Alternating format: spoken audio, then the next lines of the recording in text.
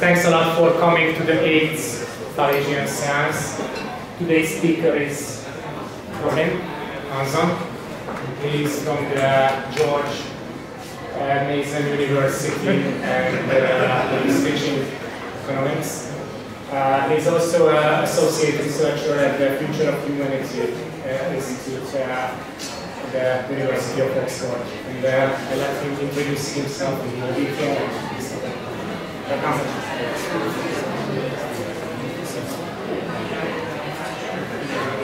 Good evening.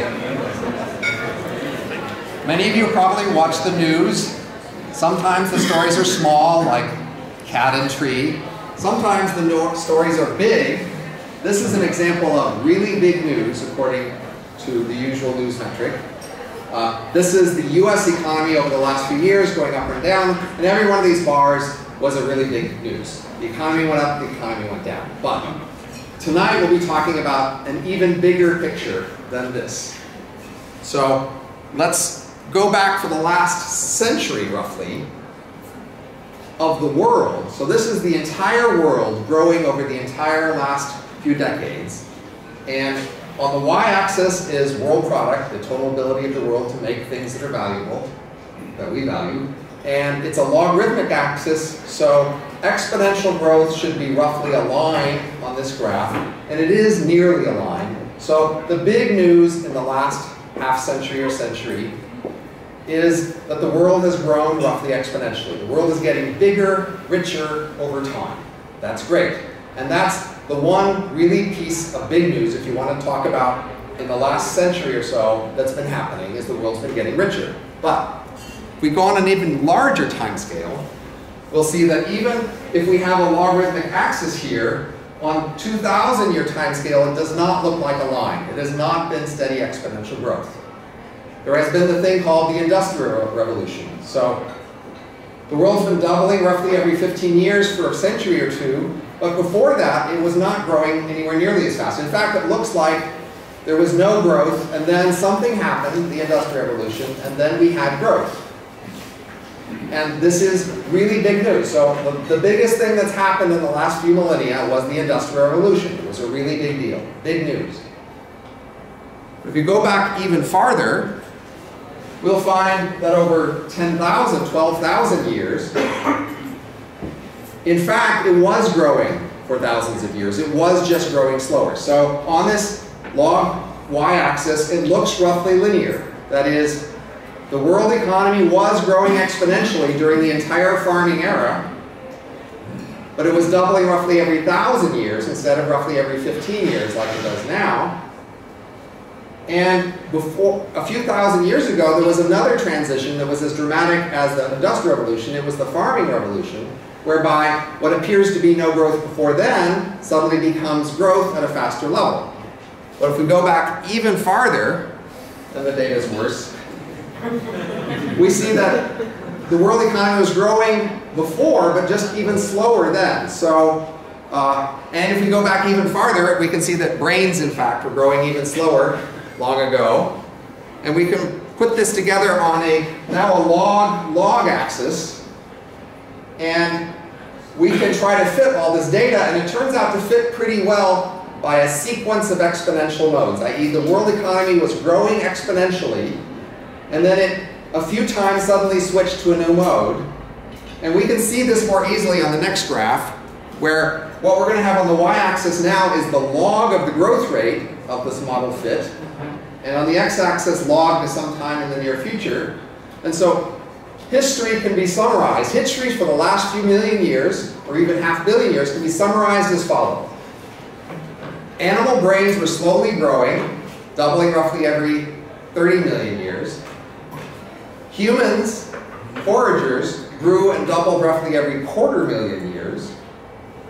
Farming showed up, and then farmers doubled roughly every 1,000 years.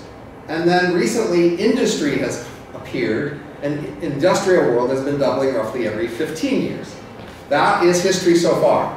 Overall, growth has gotten faster, but not steadily. We've had steady growth rates punctuated by sudden transitions to faster growth rates. And so the three biggest things that have happened in our history were, the arrival of humans, the arrival of farming, and the arrival of industry. Each of them increased growth rates by a similar amount, and then the economy grew by a similar amount before the next transition. Looking at history this way, an obvious question is what happens next? The usual argument is between people who think that current growth rates could continue for a long time, and people who say they can't keep continuing, growth rates must go down. But there's a third option, which is that growth rates could increase, like they have 3 times so far. And if they increased, we would have a new era, something very different from our era, which would grow much faster. If we take statistics from these previous modes, we could use them to say roughly how much did the economy double within each era, the number of size doubles. We could talk about by how much did the growth rate double from one transition to the next. We could try to use those to predict when the next transition would happen and how fast the new economy would grow. And if we do that, we get a time prediction that's not very exact at all, sometime in the next century. But the growth rate prediction is actually pretty precise. Roughly 2 weeks. The world economy would double every 2 weeks after a transition like that. And the transition would happen in less than a doubling time, which is what the previous transitions have happened. So the farming transition happened in much less than 200,000 years. The Industrial Revolution happened in much less than 1,000 years. And so the next transition would happen in much less than 15 years. It would be very dramatic. What could cause something that dramatic? A lot of people have talked about what sort of future changes could change the economy radically, and one of the favorite suggestions is robots. That is, sometime in the foreseeable future, we'll figure out how to make robots that are as smart as humans, as capable as humans in doing their jobs, and that would radically change the economy. And that's the kind of scenario I'm going to talk to you about tonight. But I'm going to talk about a particular kind of robot scenario, not all possible robots. So let's talk about how you could make robots as smart as humans. I used to be an artificial intelligence researcher many years ago, for 9 years at Lockheed and NASA. And so one straightforward way to make smart machines is what we've been doing for the last half century or so, which is trying to write better software. Better algorithms, better math. Over time, many of you are experienced in that process of trying to write better software and models so that you can predict things better and make things run better. And we have been doing that for a long time. When I go back to conferences and talk to AI researchers who have been in this area for at least 20 years, I'm in the habit of asking them, in the field you know best, in the last 20 years, how far have we come as a percentage of where we are back then to human level abilities? That is, have we gone 50% of the way, 1% of the way, what? They usually say something on the order of 5 to 10%. And they also say no noticeable acceleration. So if you just project that trend forward, it says 2 to 4 centuries. So the approach of writing better software, which is what we've been doing for a half century or more longer, of slowly getting cheaper computers and writing better software, if we just continue on that path, plausibly in 2 to 4 centuries, we would have software that was as good as humans across a wide range of areas. Now, many people think that's way too long, and they think AI, robots, software as good as humans will happen much faster, not 2 centuries, but 20 years or something. That seems fast to me, but they say, well, past progress is no indication of future progress because I see these fantastic new developments coming. So maybe you may have read that a computer Go champion just showed up a few days ago, or was announced. So if you think there's some grand theory of intelligence we're about to discover soon, that means that it'll break everything open and the past progress doesn't indicate future progress, then you could think about that scenario. It sounds implausible to me. But I'm not actually here going to talk about either of those scenarios. I'm going to talk about a third scenario. There's a third way that we could make robots, machines, as capable as humans. And that's the strategy of porting the software that exists now. So we already have software that's as smart as humans. It's in human heads. The problem is how to move it from the software being in human heads into an artificial device. Rather than rewriting it, we want to port it. So in order to port the software in the brain, we would need to do 3 things. We will need to have lots of very cheap, fast computers, parallel computers. We'll need to take individual human brains and scan them in very fine spatial and chemical detail to see exactly what's where.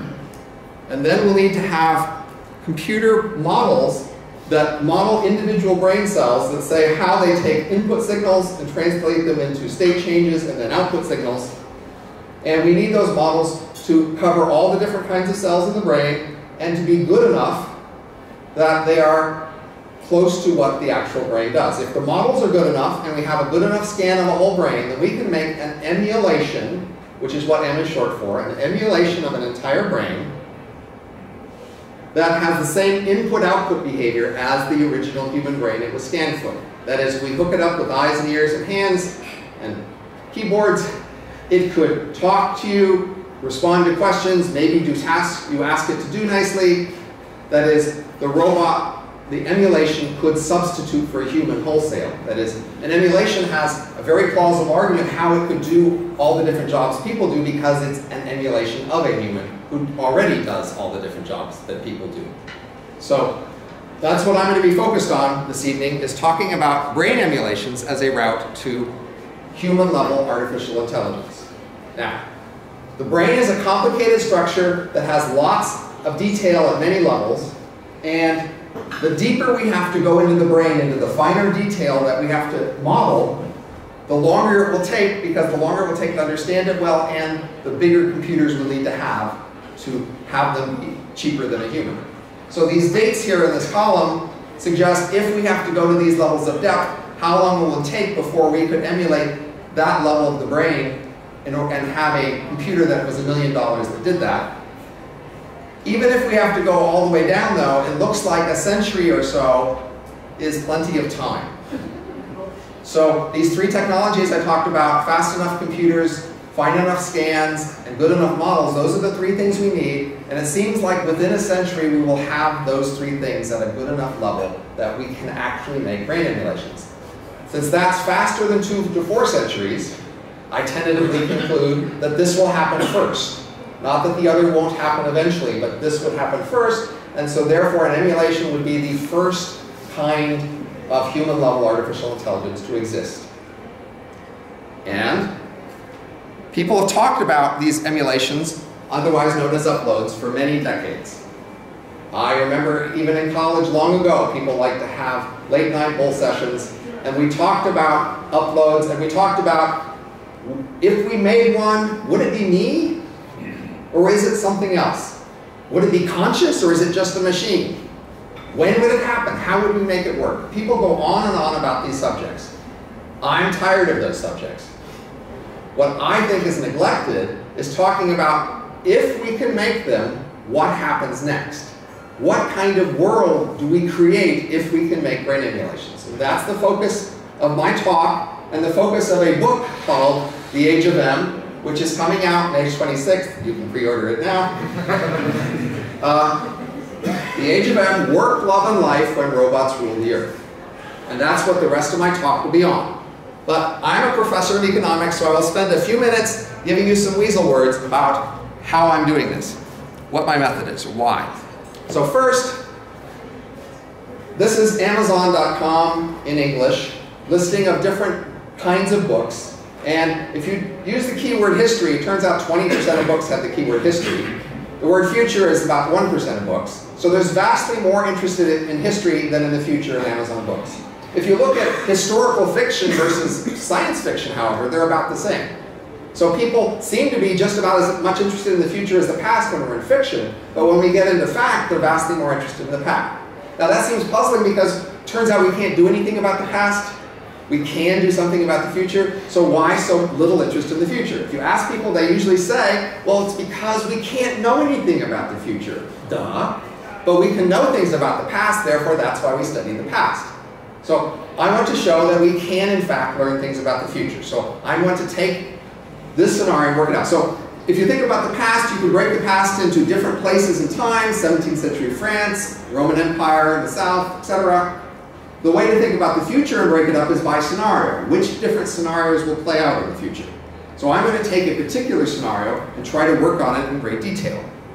Now, people think of different kind of futurists is many people take current trends and project them in the future. They say, well, if computers are getting cheaper, gee, what will be the implications of that? If marriage is falling apart, what will happen as a result of that? Then there's other people who look ahead to see trend-disrupting technologies. Self-driving cars will show up, they'll say. And they wanted to describe these new technologies that will show up that will disrupt current trends. There are well-established traditions of both of these first two areas. But the third area is to take one of these disrupting technologies and then say, what are the social implications of that? And there's very few people who do this because many people think it's impossible. You can maybe see what technologies will disrupt trends. You can maybe see trends, but you can't see what will happen as a result of a technology that disrupts a trend. Why? Because, well, free will, or there is no social science. I'm a social science, and I will tell you there is social science, and therefore I want to show that this last kind of thing can be done. How will I do this? I'm going to do this very simple. I'm going to take the low-hanging fruit. I'm going to look at a lot of different areas, and wherever I can find the easiest conclusions I can draw, I'm going to focus on that and say the easiest things I can. And if it gets hard, I skip it and go on to the next thing. I'm going to look for my keys under the lamppost. Famous metaphor. I'm going to make simplifying assumptions that make it easier to do my analysis. And I'm going to hope that by anchoring my vision of the territory, at least under a lamppost I can see, I can then better understand the other territory I can't. This is a diagram of the co-citation analysis of different academic fields. Fields are linked if they tend to cite each other more. So it turns out academia is spread out in a ring. And I, in my life, have studied an unusual number of these. And this book will draw on these colored-in areas of the ring. Notice it's a minority of the ring. I'm not doing any medicine or things like that, but I am drawing on a large area of academic, and that's one of the ways I can write this book, is because I happen to know a wide range of areas. So, to summarize my methods, first of all, many people who focus on the future, they want to be contrarian. They want to talk about something everybody else disagrees with and argue, yeah, but it's right. I'm trying to be very conventional. Other than asking this unusual question of, if we had brain emulations, what would the world be like, I'm going to just straightforwardly accept academic consensus in all the different areas I study. I'm just going to look up the standard results and apply them. And the standard results might be wrong sometimes, but we'll probably get a better answer if we just straightforwardly apply when we go cherry picking. Second, I'm going to first just describe what the world looks like it will be if we do nothing. You may not like it. It's not my job to make you like this. My job to tell you what this place is like. I didn't make this place. I'm trying to see it, but I didn't make it, and you may not like it. I may not like it. This is a world of brain emulations, and very quickly they dominate, and they are the main action. Humans are quickly marginalized. I'm going to focus on the emulations. I will tell some about the humans, but not mostly. I will be talking about the emulations. Next, I'm going to talk about the next great era after ours. There was animals, humans, farmers, industry, and then this. But after this, there will be other things. In fact, this entire era I'm going to talk about may only last a couple of years, and then other things will happen. And I'm not going to tell you about all those other things. I am not forecasting the entire future forever. I'm just going to talk about the next era after ours if brain emulations are the thing that starts that next era. So that's limiting my scope. If there's a change from our era to this era, there'll be a lot of disruption. A lot of changes will happen in a short time. But eventually we will settle down into something steady. And that's what I want to focus on and describe. Describing the transition from farming to industry, you have to describe all sorts of disruptive things that happen. But once we're in our era is relatively stable, and you might have been able to imagine what our era was like from the distant past. I'm an economist, and as economists, we have a standard way to simplify our analysis called supply and demand. It basically says the world has many competitors, and there's not much regulation, so people mostly do what they can to get what they want, taking prices as given. And I'm going to use that analysis because we make a lot of progress as economists. I am not claiming there will never be any monopolists or there'll never be any regulation, but it's our standard first cut analysis, and it's what we do in every other area, so it's what we should do here. Next, we have these brain emulations. We take a human, we scan them, we make a computer model, and then we can turn it on. And I'm going to assume these are mostly opaque. You can turn it on, you can turn it off, you can run it fast, you can run it slow, you can copy it, but you can't go take the music out of this guy and the basketball of that guy and mix them together and do all sorts of things like that. we're saying we're in an era where that's not possible. We can just turn it on, copy it, run it fast or slow. And that's my assumptions, and that's my method. And now I'm done giving you all my preliminaries, and for the rest of the talk, I'm just going to tell you what this world looks like, using all the tools that I've developed. I will take clarifying questions, but we're going to save more discussion questions for later. All right. Now, some of the implications are implications of robots that would be true for any kind of robot, not just brain emulations. And one of them is immortality. So it turns out that your houses and cars are immortal in the sense that you could keep repairing them and maintaining them and they would last forever. It also turns out you usually don't. Robots are in principle immortal in the sense that you could keep them going forever, but that doesn't mean you will. So they don't necessarily have immortality, they have the possibility of immortality. Also, robots can be represented by an electronic computer file, and therefore they can be transmitted electronically, and they can travel electronically. So robots can robustly move from one place to another via communication lines, just because you can describe them with an electronic file. We love nature, but we also fear killing nature, not just because we love it, but because we fear that if we kill nature, we will die. That's a good fear. It's probably right. Don't kill nature. Robots know that if they kill nature, they will not die. Robots are made out of machines. They are built in factories. They do not need nature. They may love nature. They may want nature, but they do not fear dying if they kill nature. So nature is more at risk with robots, generically. And finally, robots that can be represented as a computer file can be copied. And an enormous number of implications come from this one fact. And I'm going to tell you a few of them.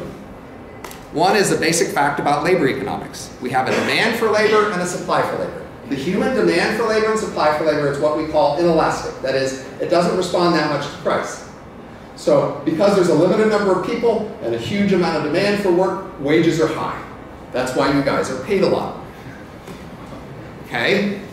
Robots, once you can copy robots that substitute for humans, you can crank as many of them out of the factory as you want, then the price of a substitute for a human falls to the price of making a robot. And because manufacturing goods have what we call a very elastic supply, that means the wages fall. And they fall to what we call subsistence levels, i.e. barely enough to pay for the hardware. And even if, as we expect, the overall economy grows rapidly and the demand becomes much larger, still the supply is very elastic and low, and therefore wages stay low. So a robot-dominated economy where robots substitute for humans is an economy where wages fall to the level of renting the robots, which can be very low, i.e. quickly lower than human wages or even human subsistence levels. So it is what you call a Malthusian subsistence level economy. That's the first dramatic implication. Second, robot economies can also grow faster than human economies. So an economy needs many things, but simplified analysis, we need labor and capital. We need people to work, and we need machines to work on.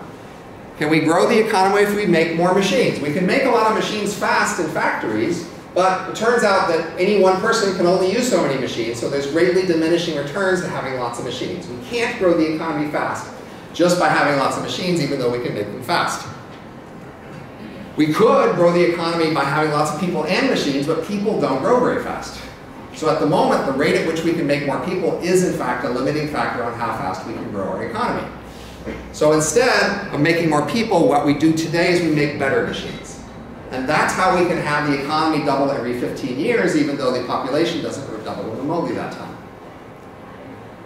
If we can make robots in factories that substitute for people, then we can make the labor part of this equation also in factories, and we can quickly make both machines and labor in factories. And that means we can double the economy as fast as a factory can double its amount of valuable stuff, which turns out to be, even today, to be months. So that means the robot economy can plausibly grow much faster than our economy. It could double in a month or even less. And that's another dramatic implication, just in general, of having a robotic-dominated economy. Some of you work in software, so I'll happen to tell you some things about software. over the last few decades, if you work in software, you know that as computers have gotten cheaper, people have not. And so the trade-off between having a person work at some grind level or just using higher level tools has moved you in the direction of higher level tools. So in software over the last decade, there's definitely been a big move to using higher level languages, higher level tools that are more expensive use of hardware. They're not as efficient, but hardware is cheap and people are expensive. Once emulations show up, however, the emulations are built out of computers, and so then from that point on, since the emulations are writing the software and the software is run on a computer, the cost of emulations and computer hardware is falling at the same speed, at least for parallel hardware. And so that means tools stay at the same level. You don't have more abstract tools over time. It's a sudden back to the future moment where you move back to a past level of being more attentive to fine-grained efficiency, and then it stays the same. Although sequential software that has to be done all in a step, that gets even more, that costs of that come down more slowly. And so that means emulations who write software will use less and less of sequential software tools and more parallel tools during the tenure when emulations write software. Well, let's go back to emulations more generally.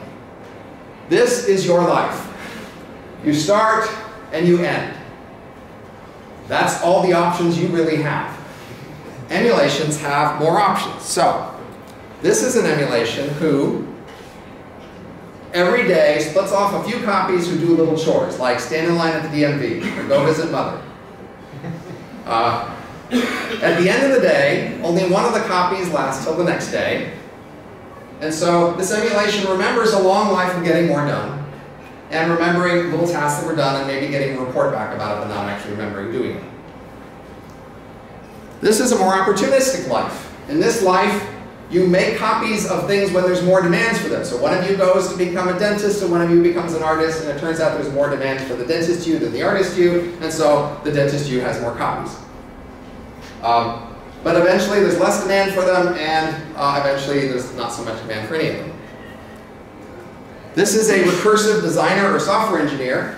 This person might envision a design for a whole software system, and then break into parts that then design the parts that they've envisioned, and then break into more parts that design those parts, and then implement all the different pieces, and then come back and test them recursively until they investments. When there was the Industrial Revolution of transition from farming to industry, there were wars. But there really wasn't wars of farmers against industrialists. There were wars of nations that had both farmers and industry against other nations that had both farmers and industry. Similarly, there doesn't have to be a war of humans against robots, but there may be wars of things that include humans and robots against other things that include humans and robots. I'm not saying war can't happen, but it doesn't have to be around this axis.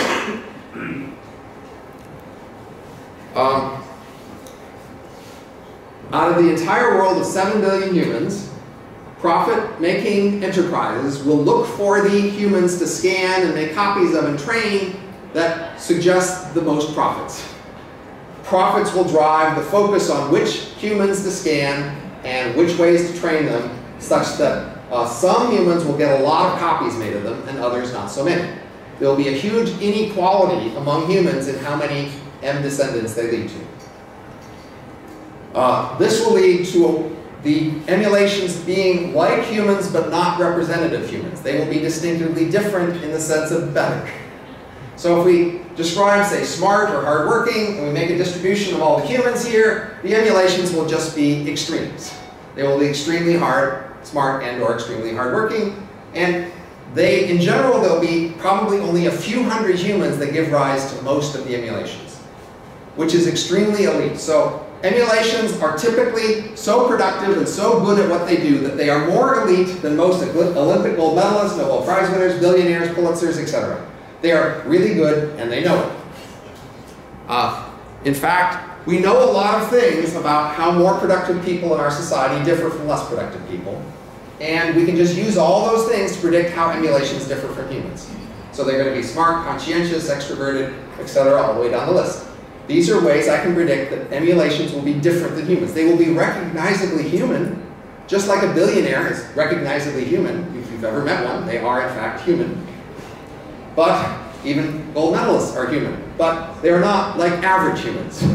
They are different in recognizable ways. Just similarly, emulations will be different to that degree.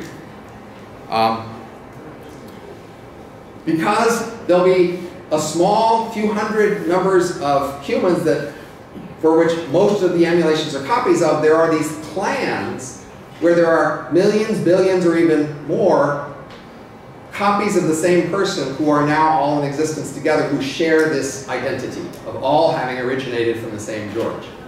So many of you, when you were a child, you may have seen the people around you and you thought, I don't fit with these people. I wonder if I came from another planet. Somewhere out there, there's a whole planet of people just like me, and when I meet them, then I'll like them and they'll like me, and it'll all be great, right?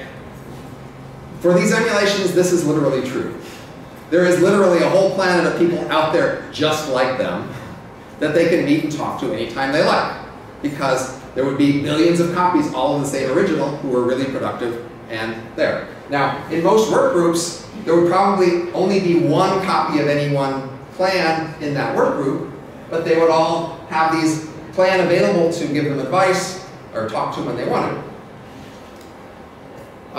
Because these we'd create work teams of multiple things, and then not only would we make copies of individuals, we made copies of whole teams.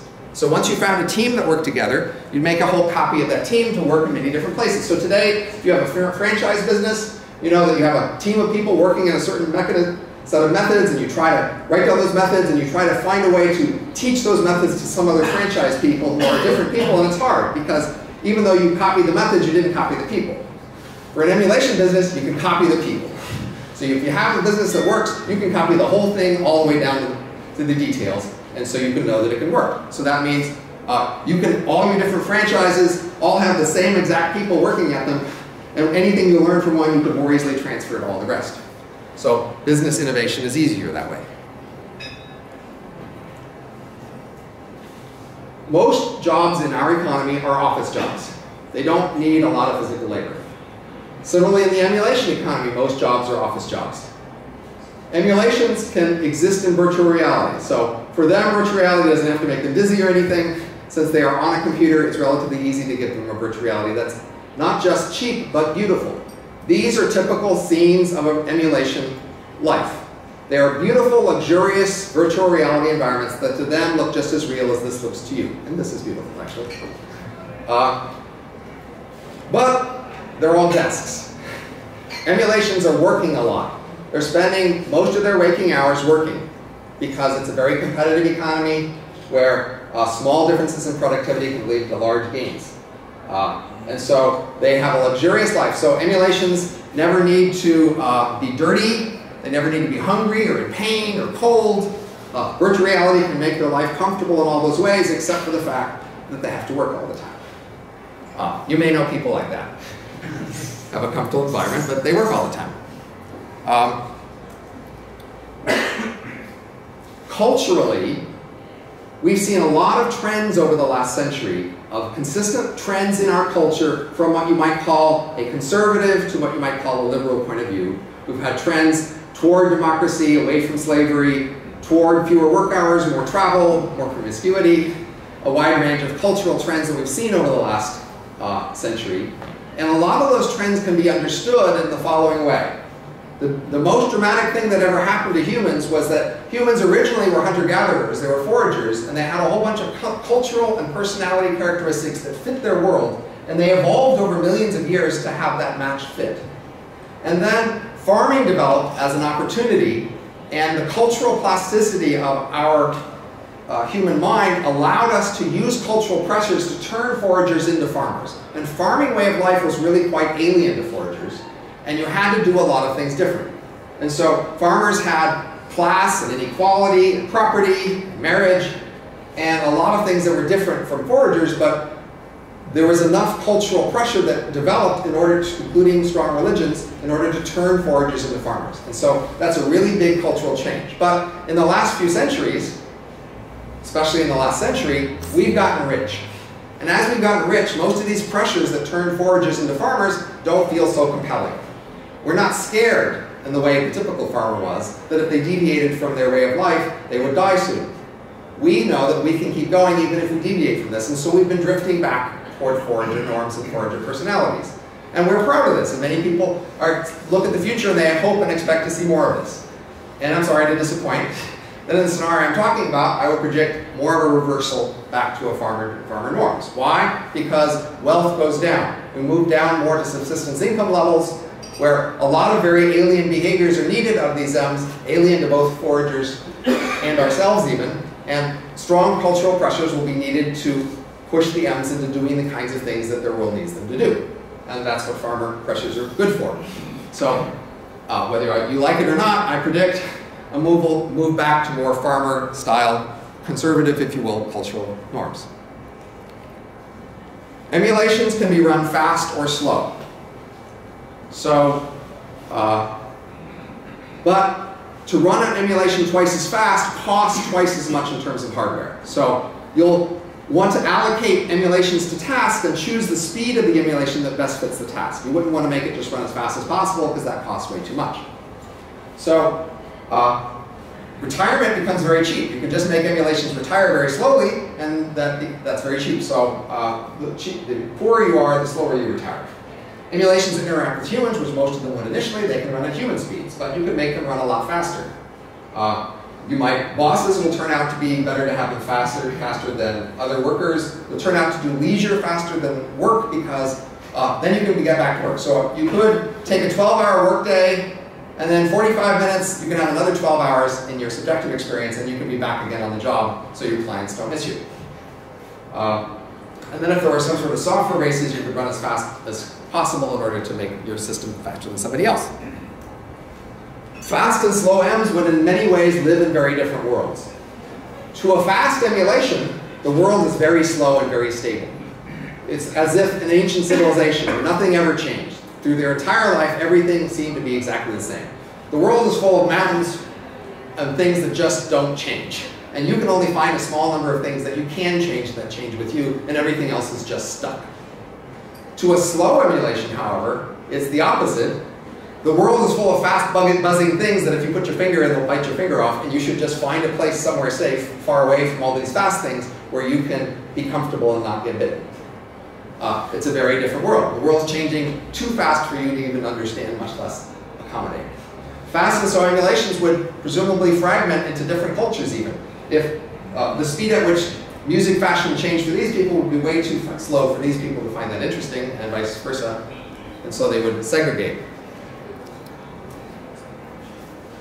In our life, we have three main phases. You train and grow up, then you have a most productive work phase, and then you retire.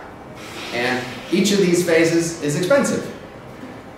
For emulations, you train, but training can be much cheaper because you train one and then you make lots of copies. So just like today, when musicians, you make one great copy of a musical performance and then we can all hear it. Here you train one emulation, you can spend a lot on the training, and then you can have lots of workers based on a small number of training. And then when you retire, you can retire slow, so retirement gets a lot cheaper. So now, most of the time spent by emulations is in this middle phase of their life. That may not be what they remember, but objectively, that's where most emulations are. They're actually working. And again, this is a world with a premium on work.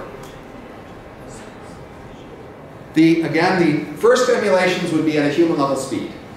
But it would be possible to make them go faster. And in fact, it seems like you can make emulations run up to 1,000,000 times faster than humans at a linear speed up in cost. So it costs 1,000,000 times to make an emulation that's 1,000,000 times faster than a human speed emulation. Emulations also probably clump in the sense that just like we clump in a city so we can interact with each other more naturally, emulations will clump at certain speeds so they can interact with other emulations who have the same speed. It's awkward and difficult to interact with an emulation at a very different speed. So they would separate into classes. It also turns out that our bodies are set so that our reaction time of roughly 1/10 of a second is roughly matched the fastest speed at which we can move our body parts. There's no point in having our mind be able to react faster than our body parts can move. But that means when we have a sped up emulation, in order to have a body that feels natural to them, the body will have to be smaller. So if you had an emulation that was 16 times faster than a human, it would have to have a body that matched these little toys this boy's playing with in order to be a size body that feels natural to it. And we can continue that spectrum, another 16 times faster, their bodies would have to be in the size that matches this small railroad gauge, and we can go on and up the spectrum. And again, we can plausibly get up to 1,000,000 times faster, and we can certainly go slower. Now, again, there'll be at different speeds. Speeds will sort of be in different lives. And higher speed emulations will also tend to be higher status in many ways. They will embody more wealth. They will tend to be bosses. They will be at premium locations where they host meetings. They will tend to win arguments. They get information faster. They will just be higher status. So this is a world of classes, of multiple classes, where the high classes really have a pretty legitimate argument for why they're superior. They really literally embody more wealth, and they can literally do more in the most obvious ways. So it's a world of a class hierarchy. And the class hierarchy can continue on downward into lower speeds. So you could take a human level speed and you could probably make an emulation that's 1,000,000th times slower than a human, or even 1,000,000 times slower than that maybe. So for almost all these emulations, the entire emulation era only lasts a few minutes or even faster. So basically, they become ghosts. And in a sense, this is a hierarchy of ghosthood. That is, the high ends are more real. They're more alive. They do more for any 1 second. And as you get slower and slower, it's as you fade away into becoming a ghost. You still exist, but you hardly have any influence on the world, and you're pretty useless. But that's what ghosts are like.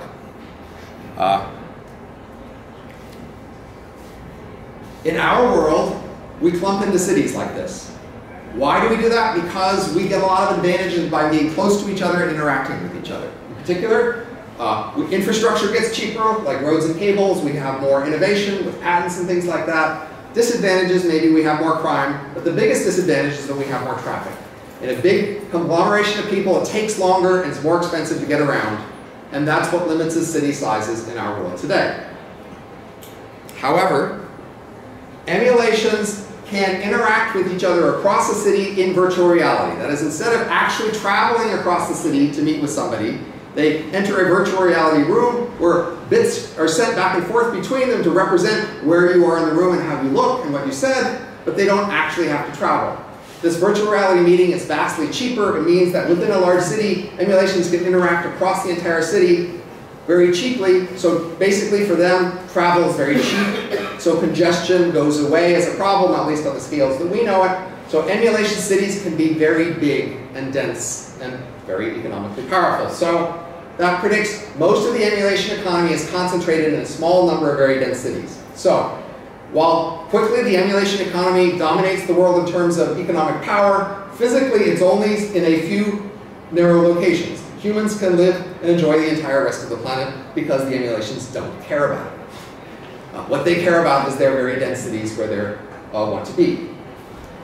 We know some things about infrastructure, that it's possible to make such big cities, but let me tell you about speeds. So it turns out that at human level speeds, you can have a virtual reality interaction, even a phone conversation with anybody on the entire planet, and the signal delay to get the signal there and back is less than your reaction time. So you don't actually care where they are on the planet if you have a good enough communication line. But as emulations start to get faster, that narrows down. So in order to have the signals go back and forth within a reaction time, and if you're running 16 times faster than human, you have to be within 1,000 kilometers. And if you are 256 times faster, it has to be within 60 kilometers. And we can go on and see that the faster you go, the closer you have to be in order for you not to notice. So basically, if you go really fast, even within a city, you'll start to know this distance. Notice that people are not right next door, and you'll see a signal delay. And that will discourage someone going that fast. Well, that's one thing that limits the speed, that says speed should not go too fast, otherwise you lose your ability to interact with lots of people. On the other hand, there's the feature that the slower you go, you train a lot, and then your career is over before you're done. That is, when the economy changes, doubles every time period, in that time period, that's the time scale in which jobs change a lot. So the ideal is to have you train and then have your entire career last while jobs don't change very much. That way, your training lasts an entire career. But when you're slower than a certain speed, the jobs change quickly, even though you just learned it. So that says you don't want to be too slow. The two trade-off factors say that roughly a speed of 1,000 times human speed is the right trade-off for the emulations. So that if their economy every month, they will be 1,000 times faster than humans, and that means that from their point of view, their world changes more slowly than ours. So remember, your career might last 30 or 45 years, and so you have 3 doubling, say, of the economy within your career. For an emulation, they might have 1 or less doubling, and so their world is a more slowly changing world than yours is, subjectively. So again, it's a very fast-changing objectively world, because to the humans, everything is changing really fast, but because the emulations can run faster, it makes sense to run them at a speed where they can keep up, in which case, it's a stable world to them. So emulations typically run 1,000 times human speed. Let me say a little bit about inequality. First of all, we can describe inequality with the power law, but I want you to just think about it in terms of distribution across size. So we think of small versus big things. A more equal distribution, like the green, has more weight in many small things and only a few big things. The things are more equal in size. Whereas this red distribution has most of the weight in a few big things. There's a lot of inequality here.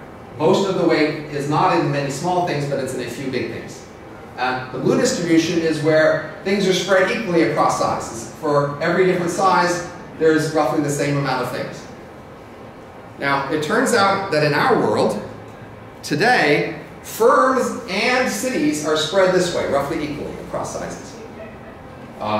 So that if you have a city of a certain size, you go to a city twice as big, you have half as many of those cities. If you go to a city half as big, you have twice as many of those cities. Same for firms. Families turn out to be more equally distributed, as does wealth. Wealth in part because even when people get rich, they die eventually, and their kids don't act the same way. Products, however, tend to be concentrated. That is, for most product markets, a few firms tend to supply most of the market. So that's inequality today. Inequality in the year 1000, for reference, was a lot more equality. That is, most firms were small, most cities were small, and families were also small, and even products were small. And so there was a lot less concentration in inequality 1,000 years ago. If we go into the future, what we'll find is that, again, firms will stay distributed across all sizes, but as I said, city-states become more concentrated. The entire economy concentrates in a small number of cities. Families become more concentrated because now, again, a few emulations end up dominating most of the economy. And wealth becomes more concentrated as well, because now emulations, when they get rich, they can last indefinitely.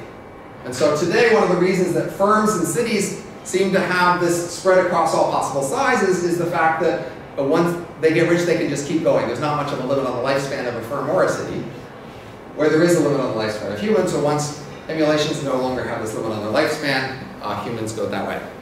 So let's see. I can tell you that firms become easier to manage for emulations. In our world, as most of you are well aware, we have hierarchical structures in firms, and that creates bottlenecks of information at the tops of firms, where a boss has many channels of communication trying to get through them that usually don't. Emulations can cut this hierarchy out by having a fast boss run more organizations. So if you run the boss faster, then they don't have to take as many meetings with themselves, and they can manage a lot more subordinates, and therefore organizations can be flatter and organizations can be larger. So here are some key statistics about this world I've been describing. Again, I expect a lot of you are not sure you believe me, because I've been making a lot of claims. This is, of course, as I said, based on my trying to do very simple analysis, taking low-hanging fruit, very straightforward, simple assumptions, and projecting forward. Don't necessarily get all of it right, but I'm summarizing for you what this future world looks like. I presume it looks weird. I presume it looks strange, but you should have expected that. That is, if you understood just how weird we seem to our ancestors from 1,000 years ago, the world has changed a lot over that spectrum, and farmers, even from 1,000 years ago, they look pretty weird to foragers, and you should expect the future to look that weird compared to today. And I hope this looks roughly that weird. Some key statistics, sometime in the next century, I'm not telling you more precisely when, in a transition period that only takes a few years, to a new era that may only last 2 years, where the new economy doubles every week to month, a very fast new doubling time, where the main creature in this world, the main person, is an emulation who typically runs at 1,000 times human speed, who has a limited career of maybe a century, subjectively, after which they need to retire. They live in a city of less than 100 kilometers around where they can meet with basically everybody in the city anytime at the push of a button without very little cost. But there's a huge range in the speeds. The typical speed may be 1,000 times, but they could go from a billionth of human speed to a million times human speed, plausibly. So there's an enormous inequality within the emulations of just their raw abilities in terms of their speed. Again, the wages are at subsistence level, and because the wages are near subsistence level, actually professionals don't get paid much more than blue collar. Basically, all the professions get paid pretty much the same. That's an implication of them all being at subsistence level. But the numbers of them vary enormously. So most of these emulations are descendants of a few hundred humans who ended up being the most productive for the emulation world. So the vast majority of the rest of humans are not as represented. So there's a huge inequality in the transition between humans and emulations.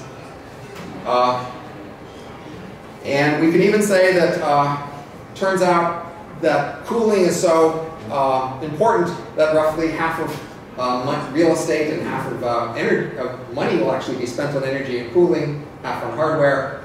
We know some things like this. And if you want to now ask yourself whether you like this world or not, which I said you could, but it's not my job to make you like it, we can at least list some pluses and minuses about these worlds, at least that you might consider pluses and minuses. They might not agree with you.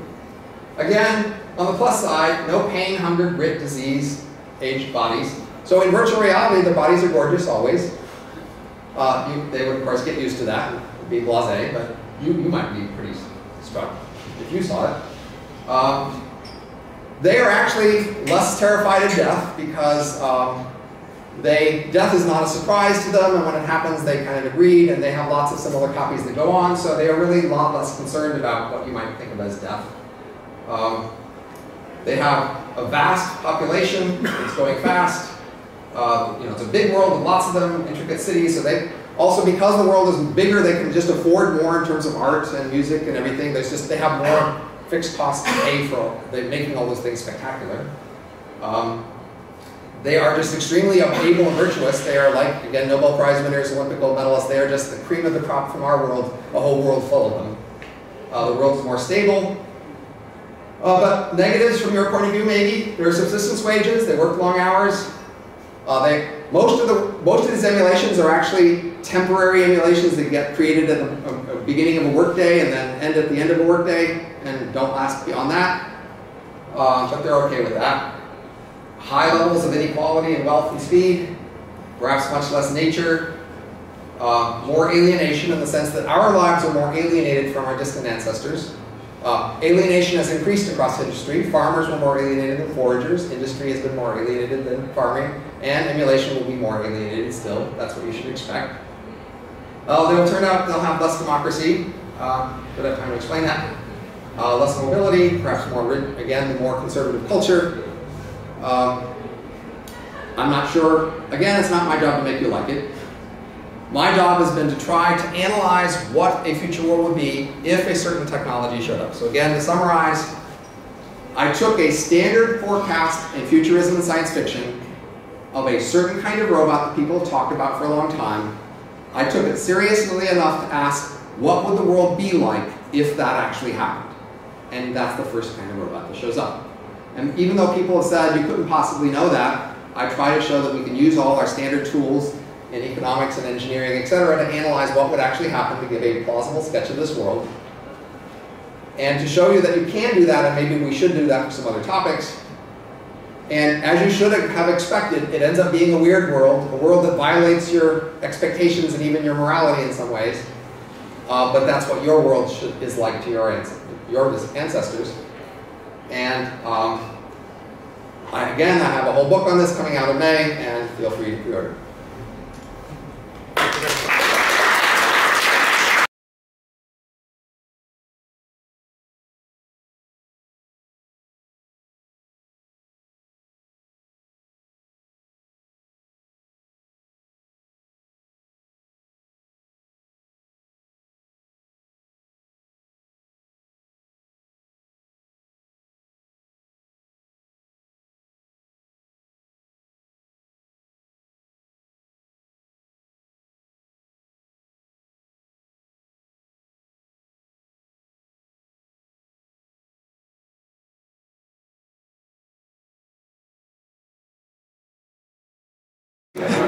That's great.